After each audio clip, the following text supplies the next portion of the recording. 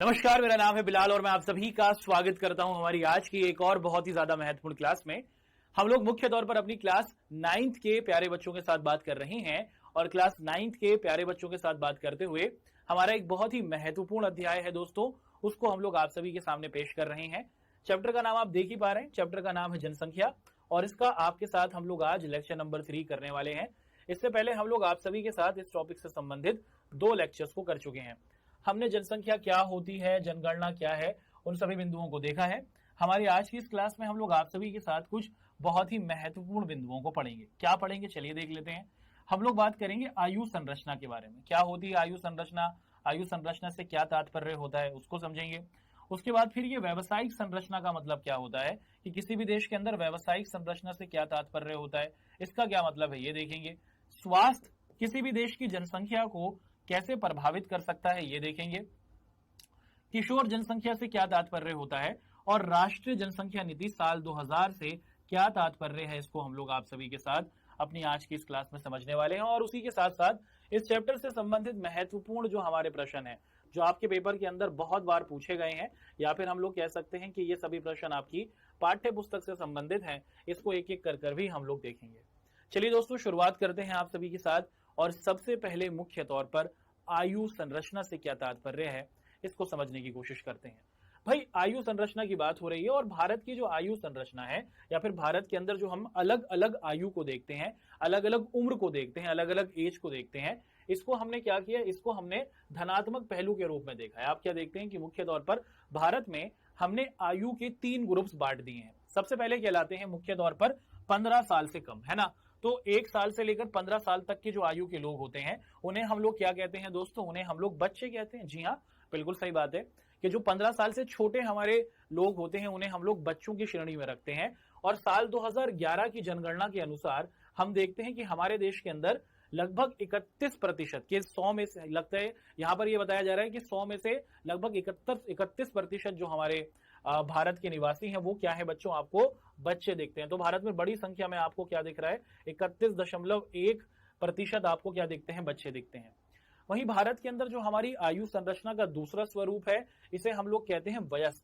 इनको हम लोग इंग्लिश में अडल्ट कहते हैं। और वयस्क वो लोग होते हैं जिनकी आयु 15 साल से लेकर 59 साल तक की होती है। तो भारत के अंदर वो लोग जिनकी आयु 15 साल से लेकर 59 साल तक की एज की होती है, उन्हीं को हम लोग क्या कहते हैं, वयस्क कहते हैं।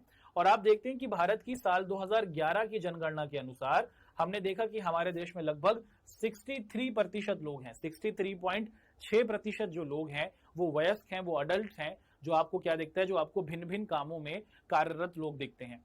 वहीं बात की जाए तीसरी आयु संरचना का रूप, कि भारत में जो तीसरे प्रकार की हमारी एज के आधार पर हमने लोगों को बांटा है उसे कहा जाता है वृद्ध, यानी कि बुजुर्ग लोग। तो जो लोग 60 साल से अधिक आयु के होते हैं उनको हम लोग वृद्ध की श्रेणी के अंतर्गत रखते हैं। और साल 2011 की जनगणना के अनुसार भारत में हमारे जितने जो वृद्ध हैं उनकी जनसंख्या लगभग 5% के करीब है ना। तो भारत में मुख्य तौर पर अगर आप लोग देखें जो हमारी जनसंख्या का प्रतिशत है वो कुछ इस तरीके से है कि जो वयस्क हैं वो आपको 63.3% है ना, कि 15 साल से लेकर 59 साल तक की आयु के जो लोग हैं वो हमारे देश में लगभग 63% के करीब हैं। जो वृद्ध हैं वो मात्र 5% के करीब हैं, 60 साल से बड़े। और जो 15 साल से छोटे हैं, जो बच्चे हैं, वो आपको कितने दिखते हैं दोस्तों, वो हमारे देश के अंदर आपको लगभग 31.1% के करीब दिखते हैं। तो जनसंख्या कि अगर हम देखें कि जो हमारी उम्र संरचना है कि उम्र के हिसाब से भारत के अंदर बच्चों की संख्या कितनी है प्रतिशत के हिसाब से, बुजुर्ग कितने हैं, और वयस्क यानी कि जवान लोगों की संख्या कितनी है। अब अगर मैं आपसे पूछूं क्या भारत में कौन से लोग ज्यादा हैं, तो आप कहेंगे कि सर भारत के अंदर वयस्क लोग, यानी कि आपको दिखता है कि जो हमारे अडल्ट हैं, जो जवान लोग हैं, वो आपको ज्यादा दिखते हैं, है ना। अब ये जो आयु संरचना का हमारा रूप है, क्या इससे हमारे देश की जो जनसंख्या है, या फिर आप देखते हैं कि हमने अपने देश में इन 3 कैटेगरीज में अपने देश की जनसंख्या को बांटा, क्या ये हमारे देश के लिए लाभकारी है? अगर है तो कैसे है, उसको समझने की कोशिश करते हैं। हम देखते हैं कि आयु संरचना का जो सबसे पहला रूप है उसे हमने कहा बच्चे, यानी कि वो लोग जिनकी उम्र 15 साल से छोटी है, नन्हे मुन्ने प्यारे प्यारे बच्चे, है ना। तो वो हमारे आयु के लोग, जिनकी आयु 15 साल से छोटी है, उनको हम लोग क्या कहते हैं, बच्चे कहते हैं। और ये आर्थिक उत्पादन नहीं करते। भाई बच्चे किसी प्रकार की कोई आर्थिक क्रिया नहीं करते, ये कोई काम नहीं करते हैं, ये सिर्फ क्या करते हैं, पढ़ाई करते हुए आपको दिखते हैं। तो मुख्य तौर पर ये आर्थिक उत्पादन नहीं कर सकते हैं। और आप देखते हैं कि ये देश की क्या होते हैं, ये अपने बड़ों पर क्या होते हैं, निर्भर होते हैं। तो मुख्य तौर पर आपको दिखता है कि इनका भोजन का खर्चा हुआ, वस्त्र का खर्चा हुआ, पढ़ाई दवाई, जितना भी खर्चा होता है वो आप क्या देखते हैं कि इनके बड़े उठाते हैं। तो जो हमारे बच्चे हैं वो आपको क्या दिखता है कि 15 साल से जो छोटे होते हैं हमारे देश के अंदर, जिनकी जनसंख्या आपको लगभग दिख रहा है कि 31% के करीब है, आपको दिख रहा है कि ये हमारे देश में बड़े स्तर पर क्या है, ये अपने बड़ों पर निर्भर हैं। तो 15 साल से कम उम्र के जो हमारे यहाँ पर लोग होते हैं उन्हें हम बच्चे कहते हैं। आप सभी को पता है हमारे देश के अंदर इनकी जनसंख्या 31% के करीब है। ये कोई आर्थिक उत्पादन नहीं करते, आर्थिक क्रिया नहीं करते। इनकी पढ़ाई दवाई कपड़े खाने जितने भी खर्चे होते हैं वो इनके माता पिता या फिर बड़ों के द्वारा संभाले जाते हैं। आगे बढ़ते हैं। आयु संरचना का जो दूसरा रूप कहलाता है दोस्त, उसको हम लोग वयस्क या फिर अडल्ट कहते हैं। तो भारत के अंदर 15 साल से लेकर 59 साल तक के आयु के जो लोग हैं इन्हीं को हम लोग वयस्क कहते हैं। और ये भिन्न भिन्न प्रकार के कामों में आपको लगे हुए दिखते हैं। तो वयस्क लोग कौन है? वयस्क लोग वो लोग होते हैं जो आपको अलग अलग प्रकार के आर्थिक रूप से उत्पादनशील, यानी कि अलग अलग प्रकार की आर्थिक क्रियाएं करते रहते हैं। कोई डॉक्टर है, कोई इंजीनियर है, कोई लॉयर है, कोई टीचर है, किसका अपना काम है। तो आप देखते हैं कि 15 साल से लेकर 59 साल तक के जो लोग होते हैं हमारे देश में आयु के हिसाब से, जिनको इस कैटेगरी के अंदर रखा गया है, ये आर्थिक उत्पादन करते हैं, ये आर्थिक तौर पर क्रियाशील होते हैं, ये अलग अलग प्रकार के काम करते हैं। और ये मुख्य रूप से क्या होते हैं, जैविक रूप से भी प्रजननशील होते हैं। जैविक रूप से प्रजननशील मतलब क्या होते हैं कि ये सक्षम होते हैं कि ये मुख्य तौर पर अपनी नई पीढ़ी को पैदा कर सकें। तो यही क्या होते हैं, आपको दिखता है कि नए पीढ़ी को पैदा करने वाले भी आपको दिखते हैं, है ना। और इस वर्ग के जो लोग होते हैं मुख्य तौर पर आपके जितने भी अडल्ट होते हैं या फिर वयस्क होते हैं, ये दूसरे वर्ग के लोगों का सहारा होते हैं। भाई बच्चे हैं, बच्चों का ध्यान कौन रखता है? बच्चों का ध्यान आपके वयस्क रखते हैं। ऐसे ही आपके वृद्ध होते हैं, वृद्ध का ध्यान कौन रखता है? बूढ़ों का। आपको दिखता है कि आपके इस आयु वर्ग के लोग दिखते हैं। तो मुख्य तौर पर हमारे ये जो वयस्क होते हैं, जो 15 साल से लेकर 59 साल तक की आयु के लोग आपको भारत के अंदर दिखते हैं, ये आर्थिक तौर पर उत्पादनशील होते हैं और उसी के साथ साथ आप देखते हैं कि ये जैविक रूप से प्रजननशील होते हैं। ये अगली पीढ़ी को बढ़ाते हैं, है ना, बच्चे पैदा होते हैं यहाँ पर। और आप देखते हैं कि मुख्य तौर पर ये आपको क्या दिखता है, दूसरे आयु वर्ग के जो लोग होते हैं, बच्चे और जो वृद्ध होते हैं, वो हमारे इन अडल्ट्स पर या फिर वयस्क लोगों पर टिके होते हैं, निर्भर होते हैं। आगे बढ़ते हैं। भारत के अंदर आयु संरचना का जो तीसरा रूप है दोस्त, उसे हम लोग कहते हैं वृद्ध। वृद्ध किन्हें कहा जाता है? वृद्ध कहा जाता है उन लोगों को जिनकी आयु 60 साल से अधिक होती है। तो वृद्ध उन लोगों को कहा जाता है जिनकी आयु 60 साल से ज्यादा होती है या फिर जो बुजुर्ग होते हैं। क्या ये जो आपके वृद्ध लोग होते हैं ये आर्थिक तौर पर उत्पादनशील होते हैं? नहीं, ये रिटायरमेंट की उम्र तक पहुंच चुके होते हैं, ये लोग रिटायर हो चुके होते हैं, अब ये किसी प्रकार का कोई काम नहीं करते। और आप देखते हैं कि मुख्य तौर पर इनकी जो दवाई होती है, इनका जो स्वास्थ्य का ध्यान रखना होता है या फिर इनको जो पोषक तत्वों का ध्यान रखना होता है, उसके लिए आप लोग देखते हैं कि इनको बहुत ज्यादा स्वास्थ्य की देखभाल की जरूरत होती है और पोषक तत्वों की जरूरत होती है। और मुख्य तौर पर हम लोग देखते हैं कि इनकी जो देखभाल है उसको करने की जिम्मेदारी भी, उसका भी भार किसके ऊपर होता है? उसका भी भार वयस्क लोगों के ऊपर होता है। तो देश में हमारे पास आप देख पा रहे हैं कि 5% के करीब हमारे वृद्ध लोग हैं। ये आर्थिक तौर पर कोई उत्पादन नहीं करते हैं, ये रिटायर हो चुके होते हैं, हर काम से इनको मुक्ति मिल चुकी होती है। ये बीमार अधिक हो सकते हैं तो इनकी सेहत का ध्यान रखा जाता है और इनकी देखभाल मुख्य तौर पर आपको क्या दिखता है कि घर के वयस्क या फिर बड़ों के द्वारा, जो अडल्ट लोग होते हैं, जवान लोगों के द्वारा करते हुए देखी जाती है। तो हर एक का आप क्या देखते हैं कि दोस्तों जो जिम्मेदारी है वो हमारे वयस्क के ऊपर है, बच्चों की भी और उसी के साथ साथ बुजुर्ग लोगों की भी। तो अभी आयु संरचना क्या है भारत के संदर्भ में, उसको हमने देखा और इस आयु संरचना की हर एक कहानी को हमने बहुत संतुलित तौर पर आपके सामने पेश किया है। आगे बढ़ेंगे दोस्त, यहां पर अब हम लोग आपके साथ व्यवसायिक संरचना को देखेंगे कि हमारे देश के अंदर व्यवसायिक संरचना का मतलब क्या है, कि देश के अंदर लोग किस किस तरीके के काम करते हैं। आपको हमारे देश के अंदर टीचर मिलेंगे, डॉक्टर मिलेंगे, किसान मिलेगा, उसी के साथ साथ आपको मिलते हैं हमारे यहाँ यूट्यूबर, अलग अलग लोग मिलते हैं, है ना। हमारे देश के अंदर बहुत सारे आपको काम दिखते हैं। हमने इन सभी कामों को 3 कैटेगरीज के अंदर बांट दिया है। इसी को हम लोग व्यवसायिक संरचना कहते हैं। व्यवसायिक संरचना का मतलब कि देश में लोगों के द्वारा किया जाने वाला काम। और हमारे देश में जो व्यवसायिक संरचना है ये 3 प्रकार की है। इस एक को कहा जाता है प्राथमिक सेक्टर, दूसरे को कहा जाता है द्वितीयक सेक्टर और तीसरे को कहा जाता है तृतीयक सेक्टर। तो क्या है प्राथमिक सेक्टर, क्या है द्वितीयक सेक्टर और क्या है तृतीयक सेक्टर, और क्या होती है व्यवसायिक संरचना, उसको एक एक कर बताते हैं। भाई व्यवसायिक संरचना का मतलब है कि मुख्य तौर पर लोगों का काम करना। किसी भी देश के अंदर कौन लोग काम करते हैं? क्या आपको बुजुर्ग लोग काम करते हुए दिखेंगे? नहीं। क्या आपको बच्चे काम करते हुए दिखेंगे? नहीं। आपको वयस्क लोग काम करते हुए दिखेंगे, अडल्ट लोग काम करते हुए दिखेंगे। और ये जो काम करते हैं ये 3 कैटेगरीज के अंदर काम करते हैं, प्राथमिक सेक्टर, द्वितीयक सेक्टर, तृतीयक सेक्टर। अब भारत के अंदर अगर हम लोग मुख्य तौर पर देखें कि भारत के अंदर जो हमारे श्रमिक हैं और कामगार हैं, है ना, आप देखते हैं कि इनका जो प्रतिशत है वो लगभग 64% के करीब है। देखिए प्राथमिक क्षेत्र की अगर हम लोग बात करें कि प्राथमिक सेक्टर का मतलब हुआ कि अगर आप कोई ऐसा काम करते हैं जो कृषि से संबंधित होता है, मान लीजिए मैं खेती कर रहा हूं, मैं मछलियों को पाल रहा हूं, मैं जानवरों को पाल रहा हूं, तो कोई ऐसा काम जो खेती से संबंधित होता है वो प्राथमिक सेक्टर के अंदर आता है। अगर कोई काम आप उद्योग से संबंधित करते हैं, आप फैक्ट्री के अंदर काम करते हैं, तो उसको सेकेंडरी सेक्टर यानी कि द्वितीयक सेक्टर के अंदर रखा जाता है। और तीसरा कहलाता है आपका तृतीयक सेक्टर या फिर तीसरा क्षेत्र, जिसके अंदर आप किसी के लिए सेवा देते हैं, सेवा क्षेत्र भी इसे कहा जाता है कि मुख्य तौर पर आप किसी की सेवा करते हैं और सेवा के बदले वो व्यक्ति आपको पैसा देता है, इसको हम लोग सेवा क्षेत्र कहते हैं। तो कृषि संबंधी काम प्राथमिक क्षेत्र के अंदर आते हैं, उद्योग संबंधी काम हमारे द्वितीयक क्षेत्र के अंदर आते हैं, और सेवा संबंधी जो हमारे काम होते हैं वो हमारे तृतीयक क्षेत्र के अंदर आपको आते हुए दिखते हैं। तो मुख्य तौर पर जो हमारे कृषि संबंधी काम है वो हमारे प्राथमिक क्षेत्र में आए, जो हमारे उद्योग संबंधी कारखाने संबंधी काम है वो आपको कहां पर दिखते हैं? उद्योग संबंधी काम हमारे, ये हमारा द्वितीयक क्षेत्र कहलाएगा दोस्तों। और जब आप किसी को सेवा देंगे, है ना, जब आप किसी के घर पर सामान पहुंचाएंगे और सामान पहुंचाने वाला आपको फिर पैसे देगा, तो उसको हम लोग क्या कहेंगे? मुख्य तौर पर क्या कहते हैं? सेवा क्षेत्र या फिर तृतीयक क्षेत्र के तौर पर जानते हैं। अगर हम देखें कि हमारा देश के अंदर, अगर आप लोग देखें कि हमारे देश में, अगर आप भारत के अंदर देखें तो लगभग, ध्यान से देखिएगा बच्चों, की 70% जो जनसंख्या है वो खेती के कामों को करती है। हमारे देश में लगभग 70% जनसंख्या खेती के कामों में लगी हुई है। तो देश में बहुत बड़ा जो रोजगार है वो आपको कहां से मिलता है? हमारे देश के लोगों को जो काम मिल रहा है वो खेती से मिल रहा है।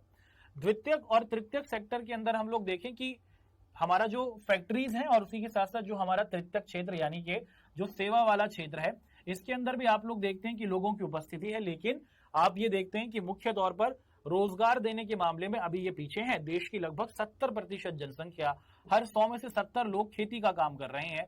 ये आप इस तरीके से देख सकते हैं, है ना। तो हमारे देश के अंदर काम के क्या स्वरूप है, व्यवसायिक संरचना क्या है? प्राथमिक सेक्टर जो कृषि से संबंधित है, द्वितीयक सेक्टर जो फैक्ट्री से संबंधित है, और तृतीयक सेक्टर जो सेवा से संबंधित है, उसे हमने देखा। देश में सबसे ज्यादा रोजगार कृषि के पास है। उसके बाद हम देखते हैं कि देश में द्वितीयक और तृतीयक सेक्टर भी रोजगार दे रहे हैं, लेकिन उतना नहीं। अब देश में और किसी भी देश के विकास में आप देखते हैं कि वहां पर मौजूद जो स्वास्थ्य होता है वो बहुत बड़ा योगदान देता है। अगर किसी भी देश को अपने आप को समृद्धशाली बनाना है, मजबूत बनाना है, तो उस देश का स्वास्थ्य और वहां के लोगों का स्वास्थ्य क्या है दोस्तों? बहुत ही बेहतरीन होना चाहिए। अब एक एक कर हम लोग ये देखते हैं कि स्वास्थ्य कैसे किसी देश को आगे बढ़ा सकता है और कैसे उस देश का विकास कर सकता है, इसको समझने की कोशिश करते हैं, है ना। अब अगर हम लोग देखें दोस्तों कि आयु संभाविता में, आयु संभाविता का मतलब क्या हुआ कि मुख्य तौर पर अगर किसी देश के अंदर स्वास्थ्य की सुविधा अच्छी है, कि वहां पर अच्छा इलाज मिलता है, लोगों के लिए अच्छे अस्पताल मौजूद हैं, अच्छे डॉक्टर मौजूद हैं, अच्छे बिस्तर मौजूद हैं, तो आप देखते हैं कि वहां पर लोगों की आयु क्या होती है? आप देखते हैं कि लंबी होती है। वहां पर लोग लंबी समय तक जीवित रहते हैं, है ना।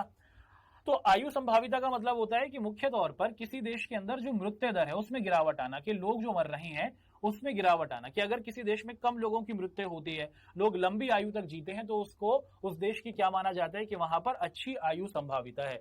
लाइफ एक्सपेक्टेंसी से इंग्लिश में कहा जाता है। और भारत के संदर्भ में अगर हम लोग देखें तो वो 68 के करीब आपको दिखती है कि भारत में एक औसत आदमी लगभग 68 साल की आयु तक जी पाता है। आजादी के समय की बात की जाए तो वो बहुत खराब थी। आजादी के समय भारत में 36 साल की आयु तक व्यक्ति समाप्त हो जाता था, उनका जीवन खत्म हो जाता था। क्यों? क्योंकि हमारे देश में स्वास्थ्य सुविधा इतनी बेकार थी, कोई इलाज था ही नहीं, कोई अस्पताल थे ही नहीं, कोई अच्छे डॉक्टर थे ही नहीं। तो जब हमारे देश के अंदर मुख्य तौर पर इलाजों को बेहतर किया गया, अस्पतालों को बनाया गया, डॉक्टर्स को रखा गया, बेहतरीन इंफ्रास्ट्रक्चर दिया गया आपके स्वास्थ्य से संबंधित, तो आप देखते हैं कि चीजें बहुत तेजी के साथ बेहतरीन हुई। उसी के साथ साथ इलाज तो मिला, हमने क्या किया, हमने सरकार ने मुख्य तौर पर आप देखते हैं कि अलग अलग बीमारियों से बचने के लिए टीकाकरण किया। आप लोग देखते हैं जब कोई बच्चा पैदा होता है तो 1 साल से लेकर 2 साल तक की आयु तक आप लोग देखते हैं कि उसको भिन्न भिन्न प्रकार के टीके दिए जाते हैं, है ना। बच्चों को आप देखते हैं कि भिन्न भिन्न प्रकार के टीके दिए जाते हैं, जिससे हमारी जो ये शिशु मृत्यु दर है, शिशु मृत्यु दर का मतलब क्या है कि मुख्य तौर पर 1000 बच्चे पैदा हुए, शिशु मृत्यु दर का मतलब कि 1000 बच्चे पैदा हुए और 1 साल गुजरने तक जितने बच्चे जीवित रहेंगे, 1000 बच्चे पैदा हुए, मान लीजिए कि 999 जीवित रहे और एक मर गया, तो इसे क्या माना जाएगा, एक को हमारी शिशु मृत्यु दर कहा जाएगी कि भाई 1000 बच्चे पैदा हो रहे हैं और 1000 के 1000 ही जीवित होने चाहिए। ये होता है उस देश की अच्छी स्वास्थ्य सुविधा का नतीजा। लेकिन भारत के अंदर हम देखते हैं कि जनसंख्या ज्यादा होने की वजह से और ज्यादा भार होने की वजह से हमारे देश में जो शिशु मृत्यु दर है वो ज्यादा बेहतर नहीं है, वो आपको लगभग 950 के आसपास आपको दिखती है, जो ज्यादा बढ़िया नंबर आपको नहीं है। लेकिन देश की सरकार अपने देश के बच्चों को बचाने के लिए मुफ्त टीकाकरण करती रहती है, ताकि जो हमारी ये शिशु मृत्यु दर है, बच्चों की जो मरने की दर है, उसके अंदर हम लोग कहीं ना कहीं रुकावट लगा सकें। और साफ सफाई पर भी क्या दिया जाता है, देश की सरकार के द्वारा ध्यान दिया जाता है। अब एक शब्द यहां पर आपके सामने प्रस्तुत किया जा रहा है जिसे हम लोग कहते हैं किशोर जनसंख्या। तो मुख्य तौर पर हम देखते हैं कि स्वास्थ्य किसी भी देश को बेहतर बना सकता है, उसको आगे बढ़ा सकता है, बस सरकारों को स्वास्थ्य को बेहतर करना होगा। देश की जनसंख्या स्वस्थ होगी तो वो अच्छा काम करेगी तो देश आगे बढ़ेगा। आगे है किशोर जनसंख्या। किशोर जनसंख्या का मतलब क्या है कि 0 से 19 साल तक की आयु के जो लोग होते हैं हमारे देश के अंदर, 0 से 19 साल तक के जो लोग होते हैं उन्हें किशोर कहा जाता है, जिन्हें हम लोग, एक और वर्ड आजकल मशहूर है, यंगस्टर्स, है ना। आपने सुना होगा मैं बहुत यंग हूं, है ना, आप लोग सभी वही हैं, आप सभी हैं यंगस्टर्स, किशोर हैं आप सभी लोग, है ना। आप देखते हैं कि भारत के अंदर जिनकी आयु 0 से 19 साल तक की आयु की होती है उन्हें ही क्या कहा जाता है, यंगस्टर्स या फिर किशोर कहा जाता है। और इस आयु के लोगों के लिए क्या है कि बहुत बेहतर तरीके पर पोषण की जरूरत होती है, क्योंकि इनके शरीर में बहुत बदलाव हो रहा होता है, तो इनको बहुत अच्छे पोषण तत्वों की जरूरत होती है, संतुलित खाने की जरूरत होती है, क्योंकि भाई देश का जो पूरा भार है ना वो इन्हीं के ऊपर है। इन्हीं में से आकर आगे राष्ट्रपति बनेंगे, प्रधानमंत्री बनेंगे, IAS ऑफिसर्स बनेंगे, डॉक्टर, इंजीनियर बनेंगे, टीचर्स बनेंगे। तो ये हमारे देश की भावी पीढ़ी है, इन्हीं का ध्यान हमें रखना होगा। और अगर हमने इनका ध्यान नहीं दिया, इन बच्चों को स्वस्थ नहीं रखा, तो हमारा देश पूरे तौर पर आगे नहीं बढ़ पाएगा। अब हमारे देश के अंदर ये जो किशोर जनसंख्या है, जो 0 से 19 साल के आसपास की आपको दिखती है, यंगस्टर्स जो हैं, इनके अंदर एक समस्या दिखती है दोस्तों, वो ये है कि हमारे देश के अंदर ये जो हमारे 0 से 19 साल तक के बच्चे हैं, इनके अंदर हमें कुपोषण दिखता है। क्या दिखता है, इन बच्चों के अंदर हमें कुपोषण दिखता है, खासकर लड़कियों में। तो जिनकी आयु 0 से 19 साल के आसपास है, इस आयु की जो बच्चियां हैं उनके अंदर हमें कुपोषण दिखता है। कुपोषण का मतलब क्या है कि जितना इनके शरीर में खून होना चाहिए, जितना इनका वजन होना चाहिए, जितनी शारीरिक तौर पर ये फिट होनी चाहिए, उतनी आपको दिखता है कि हमारी बच्चियां और हमारी लड़कियां देश की नहीं है। लड़कियों के अंदर आप देखें कि भारत में अधिकतर एनीमिया नाम की बीमारी दिखती है, जिसके अंदर आप देखते हैं कि खून की कमी होती है।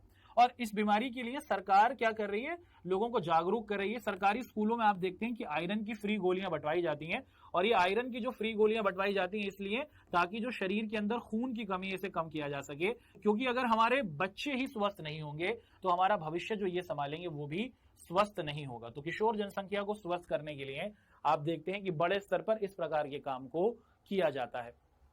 अब अगला है राष्ट्रीय जनसंख्या नीति। अब ये क्या होती है, इसको समझने की कोशिश आप और हम करते हैं। राष्ट्रीय जनसंख्या नीति एक बहुत ही महत्वपूर्ण हमारा टॉपिक है, इसको समझते हैं।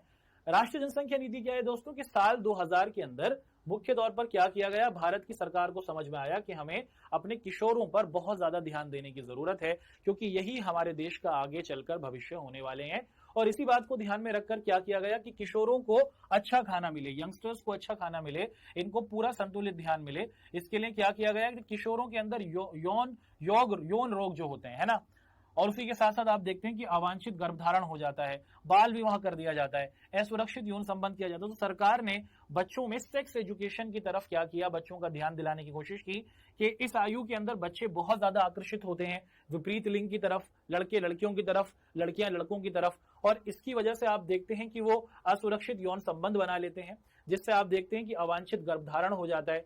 वो छोटी आयु में ही आपको दिखता है कि एक गलत पाथ पर चलने लगते हैं। तो सरकार के जरिए अपने युवाओं को बेहतर युवा बनाने के लिए, उनको बेहतरीन भारत का नागरिक बनाने के लिए अनेकों कार्यक्रम करते हुए देखा गया, और आप देखते हैं कि इसके जरिए उनको जागरूक किया गया कि हर चीज आपको क्या करनी है, समझदारी के साथ करनी है। और यही कहलाती है हमारी राष्ट्रीय जनसंख्या नीति, जिसके तहत हमने अपने किशोरों के अंदर, हमारे यंगस्टर्स के अंदर बड़े बदलाव को लाने की कोशिश की। अब यहां पर हम लोग आप सभी के साथ इस टॉपिक से संबंधित सभी चीजों को देख चुके हैं। यहां पर क्या करेंगे दोस्त, अपनी आज की इस क्लास के हम लोग आप सभी के साथ क्वेश्चंस को डिस्कस करेंगे। पेपर से संबंधित, इस टॉपिक से संबंधित आपके क्वेश्चंस पेपर में आते हैं, उनको देखेंगे। पहला सवाल है कि निम्नलिखित में से किस क्षेत्र में प्रवास आबादी की संख्या, वितरण और संरचना में परिवर्तन लाता है ना। प्रवास का मतलब क्या हुआ कि जब आप एक इलाके से दूसरे इलाके में जाते हैं, और उसी के साथ साथ आप देखते हैं कि वितरण संरचना कि जब आप क्या करते हैं कि एक इलाके से दूसरे इलाके में जाते हैं काम की तलाश में, रोजगार की तलाश में, नौकरी की तलाश में, और दोनों क्षेत्रों में मिलते हैं, तो आप लोग क्या देखते हैं कि इससे आबादी का विस्तार होता है।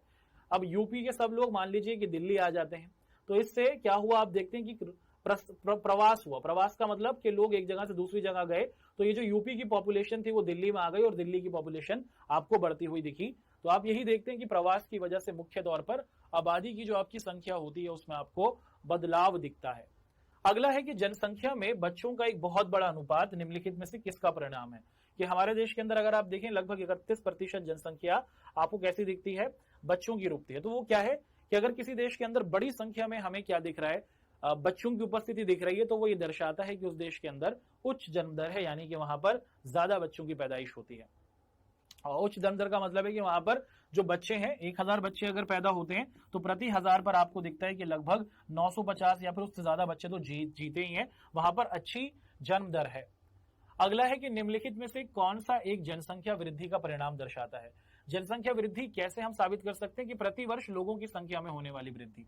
साल 2001 की जो जनगणना हुई उसमें हमारी जनसंख्या 102 करोड़ थी भारत सरकार के द्वारा। साल 2011 में जब हुई तो हम लोग 121 करोड़ हो गए, और अभी साल 2021 के अंदर जनसंख्या और जनगणना होनी थी, लेकिन कोरोना की वजह से नहीं हो पाई, और अनुमान है कि हम 135 करोड़ हो गए होंगे। अब पहले 102 थे, फिर 10 साल में 121 हुए, फिर 10 साल में 135 करोड़ हो गए। तो ये बढ़ रहा है कि नहीं बढ़ रहा? जी हाँ, लोगों का बढ़ना, लोगों की संख्या का बढ़ना ही क्या कहलाता है, जनसंख्या वृद्धि कहलाता है। अगला है कि साल 2011 की जनगणना के अनुसार एक साक्षर व्यक्ति है। किसे साक्षर व्यक्ति कहा जाता है? उस व्यक्ति को साक्षर व्यक्ति कहा जा सकता है जो अपने नाम को पढ़ सके और लिख सके, है ना। उसको हम लोग क्या कहते हैं, जो व्यक्ति अपने नाम को पढ़ सके और लिख सके उसे हम लोग साक्षर कहते हैं, साल 2011 की जनगणना के अनुसार। अगला सवाल आपको दिखता है दोस्तों, पूछा जा रहा है कि जनसंख्या वृद्धि के महत्वपूर्ण घटकों की व्याख्या कीजिए कि कैसे किसी देश के अंदर, किसी क्षेत्र के अंदर, किसी राज्य के अंदर जनसंख्या बढ़ सकती है। वहां पर अगर जन्म दर अच्छी हो, जन्म दर का मतलब क्या है कि मुख्य तौर पर जितने बच्चे पैदा हो, 1000 बच्चे अगर पैदा होते हैं तो एक साल गुजरने पर अधिकतर बच्चे जीवित हैं। तो जब लोगों को अच्छी स्वास्थ्य सुविधाएं मिलेंगी तो आप लोग देखते हैं कि वहां पर मुख्य तौर पर क्या होगा कि अच्छी जनसंख्या, तेजी के साथ जनसंख्या बढ़ती चली जाएगी। और आप देखें कि यदि देश से प्रवास होता हो कि दूसरे देश के लोग उस देश के अंदर काम की तलाश में आ रहे हैं, तो ऐसे भी आप देखते हैं कि ऐसे भी उस देश की जनसंख्या आप बढ़ते हुए देख सकते हैं। और इन दोनों ही कारण से आप लोग क्या देख सकते हैं, किसी भी देश के अंदर जनसंख्या वृद्धि होती है। बहुत ज्यादा बच्चों की पैदा होना और उसी के साथ उन्हें अच्छी स्वास्थ्य सुविधाएं मिलना, इससे, और उसी के साथ साथ आप लोग देखते हैं कि बाहर के लोगों का किसी देश में आना और वहां पर आकर बस जाना, इससे आप लोग देखते हैं कि उसकी जनसंख्या आपको बढ़ती हुई दिखती है। अगला है कि साल 1981 से भारत में जनसंख्या की वृद्धि दर क्यों घटी है। साल 1981 से हम लोग देखें तो भारत के अंदर जनसंख्या की वृद्धि में थोड़ा सा आपको अंतर दिखता है। क्या हुआ, सरकार ने लोगों को जागरूक किया और परिवार नियोजन की तरफ लेके गए, फैमिली प्लानिंग की बात की। सरकार ने बताया कि बच्चे दो ही अच्छे, हम दो हमारे दो, कुछ ऐसे नारों को सरकार ने बढ़ाया, जिसके जरिए सरकार ने लोगों को बताया कि जितने कम बच्चे होंगे उतना बेहतर होगा आपके लिए भी, अपने परिवार को संभालना और देश की सरकारों को भी। तो जब सरकार ने ये जागरूकता कैंपेन किया, इसी वजह से हमारे देश के अंदर जो जनसंख्या वृद्धि है वो आपको साल 1981 से थोड़ी कम होती हुई दिखती है। अगला सवाल है, अच्छा सवाल है, इसको देखते हैं दोस्तों। प्रश्न आपके सामने रखा जा रहा है, पूछा जा रहा है कि आयु संरचना, जन्म दर, मृत्यु दर को परिभाषित कीजिए। आयु संरचना का मतलब होता है कि जनसंख्या के अंदर विभिन्न आयु वर्ग के लोगों का प्रतिशत, जैसे कि बच्चे कितने हैं, उसी के साथ साथ वयस्क कितने हैं, उसी के साथ साथ वृद्ध कितने हैं। तो जनसंख्या के अंदर जो अलग अलग आयु के लोग हैं उनकी अलग अलग कैटेगरीज को बना देना ही हम लोग क्या कहते हैं, आयु संरचना कहते हैं। जन्म दर का मतलब क्या होता है कि प्रति 1000 बच्चों पर 1000 बच्चों ने जन्म लिया और एक साल गुजरने के बाद जितने बच्चे जीवित रहे उनको हम लोग क्या कहते हैं, उनको हम लोग जन्म दर कहते हैं। मृत्यु दर क्या कहा जाएगा? मृत्यु दर का मतलब है कि 1000 व्यक्ति पर, कि 1000 व्यक्ति हैं और इन 1000 व्यक्ति पर आप देखते हैं कि 1 साल गुजरने पर जितने मर गए उन्हें हम लोग मृत्यु दर कहेंगे। अगला है प्रवास, जनसंख्या और परिवर्तन। एक कारक आपको बताना है कि ये कैसे हैं, है ना, कि जनसंख्या के अंदर प्रवास कैसे संबंधित है। देखिए, अगर हम देखें कि जनसंख्या में परिवर्तन लाने में प्रवास की बहुत महत्वपूर्ण भूमिका होती है। जब लोगों को काम नहीं मिलता, रोजगार नहीं मिलता, तो वो एक स्थान से दूसरे स्थान पर काम के लिए जाते हैं और इसी को प्रवास कहा जाता है। ये देश के भीतर भी होता है कि एक राज्य से, यूपी से आप दिखता है दिल्ली जा रहे हैं, आपको मुंबई से आपको दिख रहा है कि आप बेंगलोर जा रहे हैं, तो एक राज्य से दूसरे राज्य के अंदर भी होता हुआ दिख जाता है और ये एक देश से दूसरे देश में भी आपको होता हुआ दिखता है। तो जब ये देश के भीतर होता है तो इसे आंतरिक प्रवास कहते हैं। जब ये दो देशों के भीतर होता है तो इसे अंतरराष्ट्रीय प्रवास कहा जाता है, इंटरनेशनल माइग्रेशन कहा जाता है। आंतरिक प्रवास से आप देखते हैं कि जनसंख्या के आकार पर कोई फर्क नहीं पड़ता। जब यूपी के लोग बिहार में आ रहे हैं तो देश की जनसंख्या तो देश में ही है ना। अब चाहे यूपी के लोग बिहार में रहे, दिल्ली के लोग पंजाब में रहे, जनसंख्या जो देश में पैदा हुई है उतनी ही है।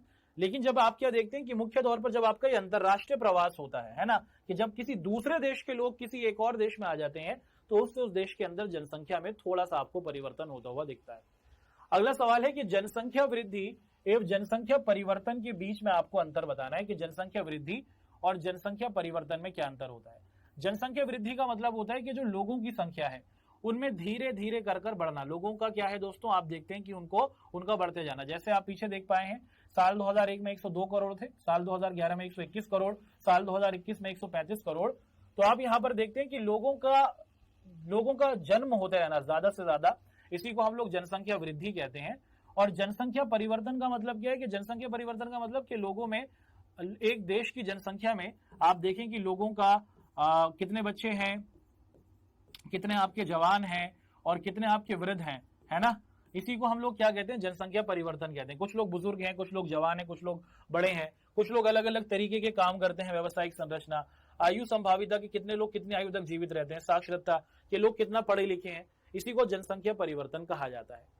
अगला सवाल है दोस्तों कि स्वस्थ जनसंख्या कैसे लाभकारी है, कि अगर किसी देश के अंदर स्वस्थ जनसंख्या होगी, लोग फिट होंगे, लोग पूरे तौर पर अगर उनको अच्छा इलाज मिलेगा तो वो किसी देश के विकास में कैसे कारगर साबित हो सकते हैं। अगर आपकी तबीयत खराब हो और मैं आपसे कहूं कि पढ़ो, क्या आप अच्छा पढ़ पाएंगे? नहीं, ऐसा नहीं हो पाएगा। अगर आपकी तबीयत खराब है और आप पढ़ना चाहेंगे तो आप अच्छे अंकों को प्राप्त नहीं कर सकते। अगर आपकी तबीयत ठीक होगी तो आप कार्य कुशलता को अच्छे तरीके से करेंगे। तो कोई व्यक्ति जिसकी तबीयत ठीक है, जो फिट है, वो काम को अच्छे तरीके से करेगा और उससे ज्यादा आर्थिक फायदा आप होते हुए दिखेंगे। तो जो बच्चे और हमारे वृद्ध लोग होते हैं, आप देखते हैं कि इनको ज्यादा स्वास्थ्य सेवाएं देनी पड़ती हैं और हम देखते हैं कि अगर हम लोग अपने देश के अंदर सबको अच्छी स्वास्थ्य सुविधाएं देंगे तो ये सभी लोग आगे चलकर देश के विकास में बहुत बड़ा योगदान देंगे, क्योंकि एक स्वस्थ समाज में ही एक स्वस्थ देश बन पाता है। आगे बढ़ते हैं दोस्तों, अगला सवाल है कि राष्ट्रीय जनसंख्या नीति की विशेषताएं बताइए। साल 2000 के अंदर भारत की सरकार ने इसको शुरू किया। इसके तहत भारत के अंदर जो हमारे यंगस्टर्स हैं, युवा लोग हैं, उनके अंदर यौन रोग संबंधी बातें, उसी के साथ अवांछित गर्भधारण, असुरक्षित यौन संबंध, ये सभी जो चीजें हैं, इसके संबंध में उनको जागरूकता लाने की कोशिश की गई, क्योंकि आने वाले समय में यही भारत को चलाएंगे। तो इसीलिए ये अपेक्षा की गई कि ये भारत को सकारात्मक तरीके से चलाएं। आज की क्लास में हमने आयु संरचना, व्यावसायिक संरचना, स्वास्थ्य, किशोर जनसंख्या और इस टॉपिक से संबंधित सवालों को देखा और राष्ट्रीय जनसंख्या नीति 2000 को भी जाना। आगे बढ़ते हैं, आज की क्लास की क्विज के सवाल आप सभी के सामने रखते हैं। पहला सवाल है कि 2001 की जनगणना के अनुसार 10 लाख से अधिक जनसंख्या वाले नगरों की संख्या कितनी है, यह आपसे पूछा जा रहा है ना। तो आपके सामने एक सवाल है कि 2001 की जनगणना के अनुसार 10 लाख से अधिक जनसंख्या वाले नगरों की संख्या कितनी है। आपके सामने है 4 ऑप्शंस और आपको सही ऑप्शन को चूज करना है।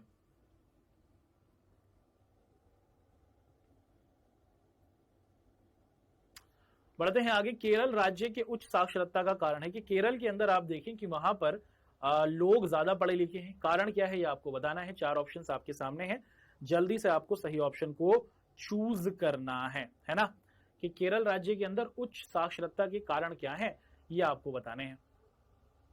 ठीक है, एक अच्छा सवाल है। अगला सवाल कि भारत में निम्नलिखित राज्यों में से किस एक का जनसंख्या घनत्व सबसे कम है। जनसंख्या घनत्व का मतलब कि जहां पर सबसे कम लोग आपको रहते हुए दिखते हैं 1 किलोमीटर में। भारत के किस राज्य में जनसंख्या घनत्व आपको सबसे कम दिखता है। हिमाचल प्रदेश, मेघालय, अरुणाचल प्रदेश या फिर सिक्किम।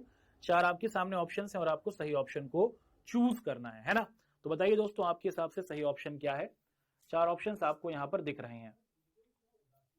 बढ़ते हैं अगले सवाल की ओर कि देश में काम की तलाश में भ्रमण क्या कहलाता है। कि जब हम अपने ही देश के अंदर एक क्षेत्र से दूसरे क्षेत्र में जा रहे हैं काम की तलाश में, तो उसको क्या कहेंगे? अंतरराज्य प्रवास, अंतरराष्ट्रीय प्रवास, मजदूर प्रवास या फिर उपरोक्त में से कोई नहीं। अच्छा सवाल है एक। चलिए, तो ये हमारी आज की क्लास के सवाल रहे। साल 2011 की जनगणना के अनुसार अगर हम लोग देखें 10 लाख से ऊपर वाले जनसंख्या की जो नगरों की संख्या थी वो आपको 35 दिखी। अगला, केरल राज्य के ऊपर जो आपके उच्च साक्षरता का कारण क्या है कि केरल के अंदर ज्यादा लोग पढ़े लिखे हैं। इसके पीछे वजह है कि वहां पर मुख्य तौर पर आपको दिखता है कि सुविकसित सामाजिक अवस्थारचना है, कि समाज जो है वो एक विकसित विचारधारा को पसंद करता है और इसी वजह से आप लोग देखते हैं कि वहां पर ज्यादा उच्च साक्षरता हमें दिखती है। अगला, भारत के निम्नलिखित राज्यों में से किसका जनसंख्या घनत्व बहुत कम है? तो सबसे कम दिखता है हमें कि प्रति 1 किलोमीटर में आपको दिखता है कि सबसे कम लगभग 13 के करीब लोग रहते हैं, वो है अरुणाचल प्रदेश का। सबसे ज्यादा है बिहार का। अगला सवाल है कि देश में काम की तलाश में, मान लीजिए कि आप यूपी से पंजाब जा रहे हैं काम की तलाश में, पंजाब से जम्मू कश्मीर जा रहे हैं, है ना, वहीं पर जाकर बस जाते हैं, तो उसको हम लोग क्या कहते हैं? अंतर राज्य प्रवास या फिर इसको हम लोग आंतरिक प्रवास के नाम से भी पुकारते हैं। क्या कहा जाता है इसे आंतरिक प्रवास भी कहा जाता है। चलिए, तो ये तो हमारी आज की क्लास के क्विज और उसके क्वेश्चंस रहे। होमवर्क के क्वेश्चंस यहां से आपको मिलेंगे, देख लीजिएगा। बढ़ते हैं आगे। अपनी नेक्स्ट क्लास के अंदर आप और हम क्या करेंगे? अपनी नेक्स्ट क्लास के अंदर हम लोग आप सभी के समक्ष एक नया टॉपिक डिस्कस करेंगे, अर्थशास्त्र से संबंधित होगा दोस्त। इसको हम लोग क्या कहेंगे? इसको हम लोग मुख्य तौर पर निर्धनता कहेंगे। क्या होती है निर्धनता, निर्धनता से क्या है तात्पर्य, इसको अपनी नेक्स्ट क्लास में आपके साथ डिस्कस करेंगे। तब तक आप सभी लोग अपना ध्यान रखें। आपका हमारे साथ जुड़ने के लिए बहुत बहुत धन्यवाद।